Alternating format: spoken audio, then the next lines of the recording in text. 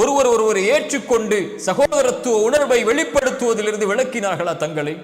அல்லாஹுடைய தூதருடைய காலத்தில் நடந்த ஒரு நிகழ்வை சொல்கிறேன். அல்லாஹுடைய தூதர் ஸல்லல்லாஹு அலைஹி வஸல்லம் பனு குரைதாவை நோக்கி சஹாபாக்களை அனுப்புகிறார்கள்.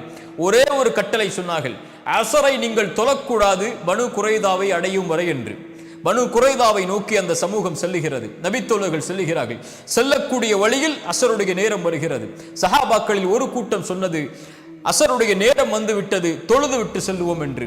ஒரு நபித்தோழர்களுடைய கூட்டம் சொன்னது, இல்லை, அஸருடைய நேரம் வந்தாலும் அல்லாஹுடைய தூதருடைய கட்டளை பனு குரைதாவை அடையும் வரை நாம் தொழக்கூடாது என்று. பனு குரைதாவை அடைந்ததற்கு பிறகு ஒரு சமூகம் தொழுதது.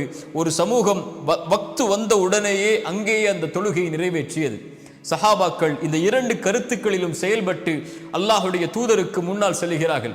அல்லாஹுடைய தூதர் அந்த இருவரையும் எந்த குறையும் கூறாமல் அடுத்த வக்துடைய தொழுகையில் அந்த இருவரையும் ஒரே சஃபில் அல்லாஹுடைய தூதர் ஸல்லல்லாஹு அலைஹி வஸல்லம் அணிவகுத்தார்கள்.